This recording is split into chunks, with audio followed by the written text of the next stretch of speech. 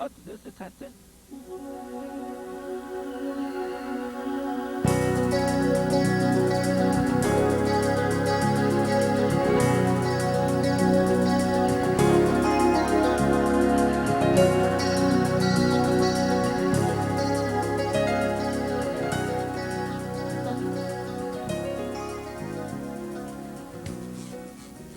Ja.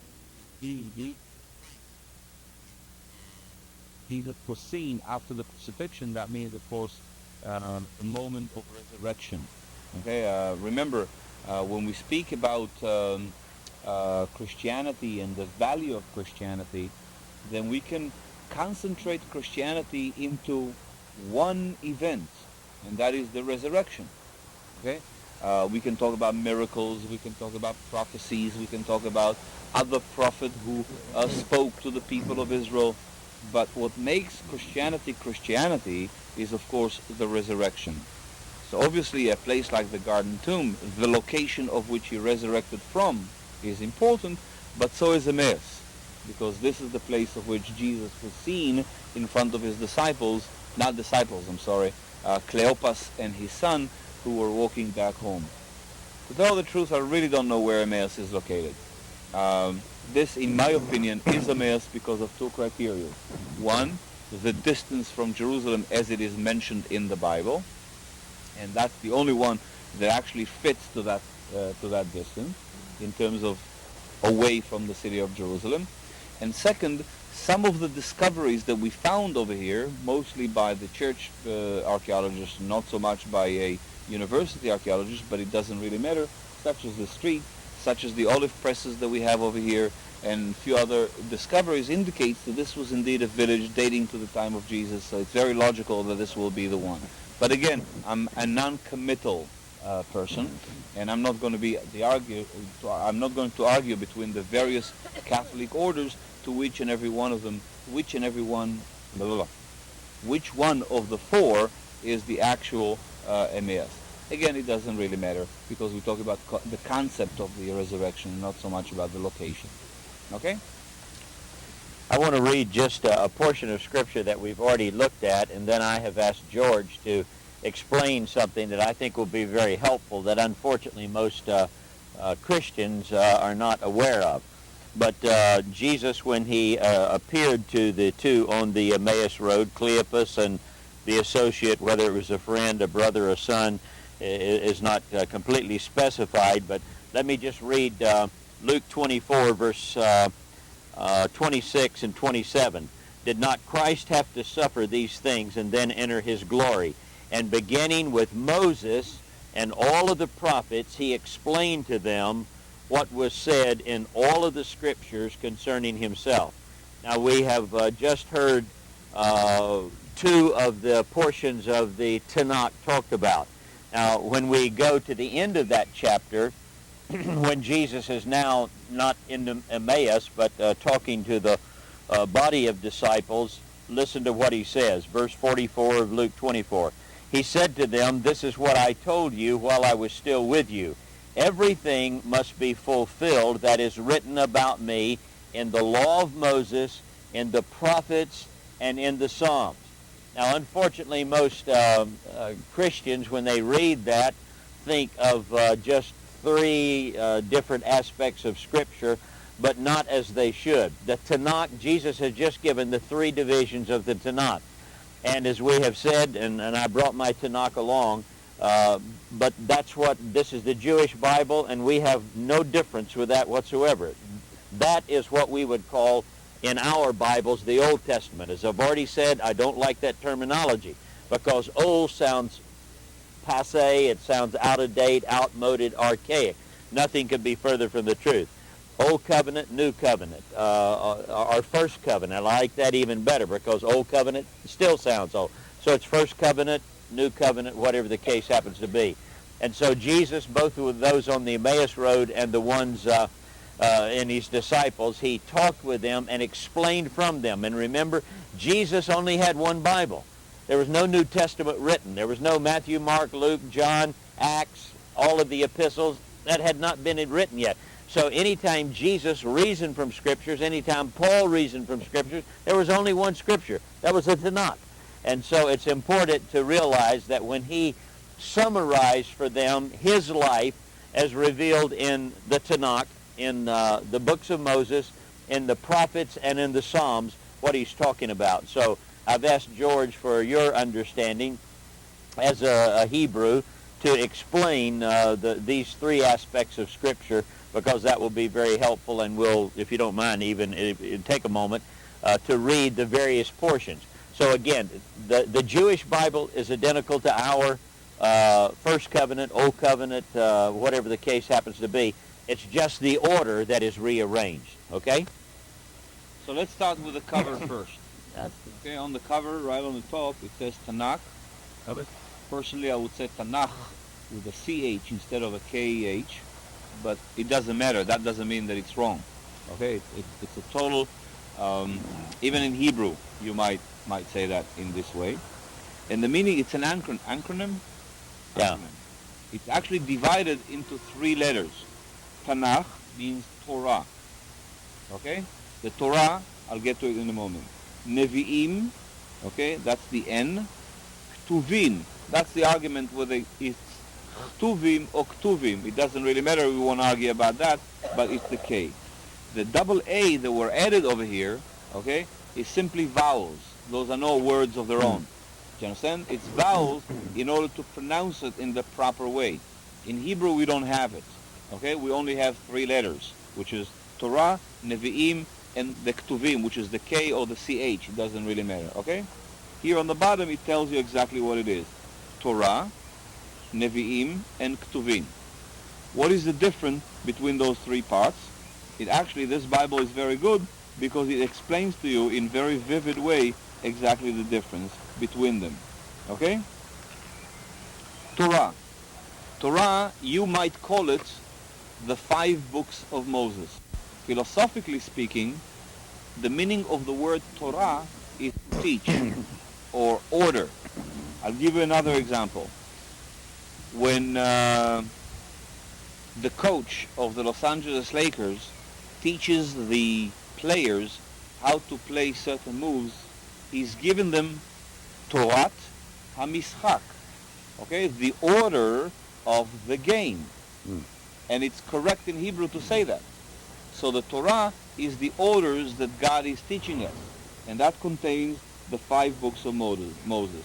And that is Bereshit, Shmot, Vaikra, Bamidbar, and Dvarim. In English, it's Genesis, Exodus, Leviticus, Numbers, and Deuteronomy. Okay? Of which out of them, Leviticus, Numbers, and Deuteronomy are the actual orders. In other words, those are the laws of which, based on those laws, the entire Jewish life is probably based upon. Okay? Then the next one is called Nevi'im. The word Navi in Hebrew and Nevi'im in plural means prophets. Okay? Navi is prophets. En Navi Biro, or we sometimes call Theodor Herzl, who is the founder of the Zionist movement, we call him Navi because he prophesied. Of course, not in the biblical connotation, but the word itself is to prophet. But even the prophet, we divide them into 2 types of prophets. Okay? One which begins with Joshua, Judges, Samuel, the kings period, okay, which divided, of course, to 1st and 2nd King.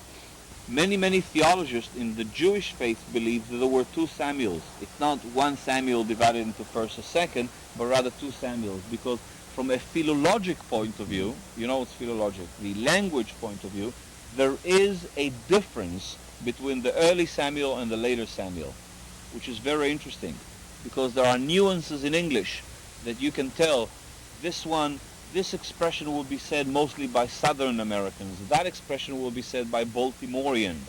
Okay? In the sound of it, Baltimore people will not pronounce the R, for example. Sometimes you see it in the language that is written as well. So there is some differences in the language. And we'll continue to Isaiah, Jeremiah, and Ezekiel. Isaiah, Jeremiah, and Ezekiel are considered as the big circles. In other words, the large prophets, not only early and later, or bigger and minor, but rather the main prophets of the Bible, which laid the foundation, if you want to call it that way, for almost any future theology of Judaism in every possible way. And then what we call the minor prophet, or the later prophets, okay, the later prophet, and that is Hosea, Joel, Amos, Obadiah, Jonah, Micah, Nahum, Habakkuk, Zephaniah, Haggai, Zechariah, and Malachi. Okay, those are the 12, 1, 2, 3, 4, 5, 6, 7, 8, 9, 10, yeah, the 12 last prophets, or the late prophet of the Bible, which are the minor prophets who dealt mostly with the individual incidents that had happened during their period in their lifetime, but not necessarily dealt with a greater philosophy of Judaism into the future, such as the large three prophets, Isaiah, Jeremiah, and Ezekiel. The last one is Ktuvim. Ktuvim are the writers, and that composed out of the books which are mostly either philosophical or poetic or prophetic in some cases. Okay? And that is, of course, Psalm, Proverbs, Job, Song of Song, Ruth, Lamentation, Ecclesiastic, Esther, Daniel, Ezra, Nehemiah, and of course Chronicle, which is the summation of all the events that happened in the Bible in a much faster pace. Those are what we call Ktuvim. Now let me surprise you. As Christians and as Protestants, surely you have those Bibles that tells you how to divide the Bible into 365 days, so you can read a part every day. So we talk about the full Bible that you read on a day-to-day basis. The full Bible, I don't want to use his terms, Old, New Testament, or whatever, but you know what I'm talking about, right? The Jews, by the way, and that is maybe the fascinating part of it, almost don't read the Bible. They read the Torah. Okay? Not the Bible, which means when I'm saying Jews Bible, I mean Old Testament. Okay? This Bible. They almost don't read the Torah. The Jews read, the Bible. They read the Torah, the 5 books of Moses. Why? Because that is where the laws lies. And the law, remember what it is, has to be repeated. Deuteronomy chapter 6 verse 4, okay? And you should tell them to your sons, and you should think of them when you lie down. I don't remember the actual text. So you can see in the next page over there, the table of spiritual reading, okay? It begins with the Torah, okay? The 5 books of Moses. And this is what you read. And you read over here some parts from the Tanakh as well, but mostly from the Torah, and what we call the parasha. Parasha means the chapter of the week that is repeated every week 3 times. So you have to be divided to 54 parts, okay? 54 parts. And you read them on the Saturday, you repeat them on a Monday, and you repeat them again on a Thursday. Each Saturday is a new chapter or new parts. You repeat on Monday, which is market day, and Thursday, which is a market day as well. Why? Because people used to stand in the corner of the market whilst you go to do your groceries and read it to the people. You have 5 minutes, you stand and listen. You repeat the law time after time after time after time after time after time, and mostly the law. And the name, by the way, of the parasha, of the chapter, is named after the first letter of the readed verse. Okay? Bereshit, which is Genesis, Lech Lecha, go into the desert, and so on. Chaye Sarah, the life of Sarah, and each and every chapter. When you ask a Jew, an Orthodox Jew, when were you bar mitzvah, he will not tell you the year, because that's less important. Okay? But he rather will tell you which parasha, which chapter he had to read. Oh, I was in Parashat Jethro. I was in when God sent the people of Israel, and so on and so forth. This is what he refers to, not the year. The year has no value whatsoever, but rather the inner cycle of the year. That's what counts. So those are the readings of the Torah. Of course, the rest of it is being read. Okay, here is the reading of in the festivals and so on. Every week you read something else. During the festivals, you read something else again. And of course, on Yom Kippur, there is a reading. On Rosh Hashanah, which is the New Year, there is reading. Sukkot, which is tabernacle, and so on and so forth. Okay? And what, again, I would just summarize, you know, it really frustrates me to know that I went to a Christian college, went to a Christian seminary, supposedly, and postgraduate doctoral work, and was never taught any of this. Yeah. And you think, what are they teaching? And unfortunately, what has happened is there's been a separation, as Paul wrote about, where we, as the wild olive branch who have been engrafted into Judaism, we have been cut off from the richness of the sap. And you just got a crash course, a real basic, quick overview in something that I can't stress how important that is for our understanding of really getting back to the roots. And why is it important, the roots? The root determines the fruit. The deeper the root, the better the fruit. That's just the basic principle. And so it's so important that we Christians understand the rootedness that we have in Tanakh, and realize the commonality and the richness of the spiritual, scriptural sap that's there to feed our lives spiritually. And again, I remind you that this was the only Bible Jesus knew. Of course, it wasn't in his form, it was in scrolls. This is the only Bible that Paul knew. This is the only Bible that Peter preached. This is the only Bible basically in the New Testament era.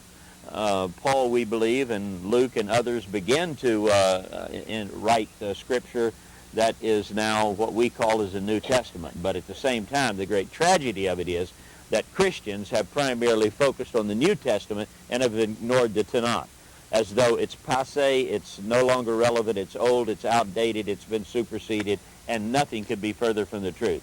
Because this is what Jesus believed, this is what Jesus studied, this is what Jesus taught, and on his resurrection, Jesus took the three great summaries of the three great divisions of the Tanakh, and from Moses, which met the Pentateuch, and from the Psalms and from the prophets, he said, all of the scriptures speak of me.